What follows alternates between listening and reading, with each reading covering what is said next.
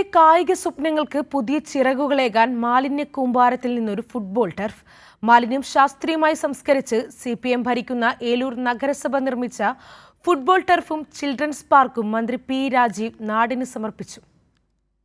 ജനജീവിത ദുസ്സഹമാക്കിയ മാലിന്യ കൂമ്പാരം നീക്കം ചെയ്ത ഏലൂർ നഗരസഭ നിർമ്മിച്ച ഫുട്ബോൾ ടർഫും ചിൽഡ്രൻസ് പാർക്കും മന്ത്രി P. രാജീവ് നാടിന് സമർപ്പിച്ചു.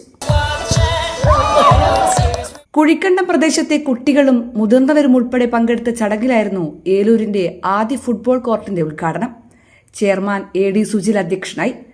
നാടിന്റെ സ്വപ്ന പദ്ധതി സാക്ഷാത്കരിച്ചത് LDF ഭരിക്കുന്ന ഏലൂർ നഗരസഭയാണ്. മാലിന്യം തള്ളുന്നതിനെതിരെ അന്ന് മുൻനിരയിൽ നിന്ന് പ്രതിഷേധിച്ച യുവജന പ്രസ്ഥാനത്തിന്റെ നേതാവായിരുന്ന AD സുജിൽ അതേ നഗരസഭയുടെ ചെയർമാനായതോടെയാണ് പ്രദേശം ഫുട്ബോൾ ടർഫാക്കി മാറ്റിയത്. മന്ത്രി P. രാജീവ് മുൻകൈയെടുത്ത അംബേദ്കർ പദ്ധതിയിൽ ഉൾപ്പെടുത്തി 60 ലക്ഷം രൂപ ചെലവിൽ ആധുനിക കളിസ്ഥലം യാഥാർത്ഥ്യമാക്കി. കൈരളി ന്യൂസ്, കൊച്ചി.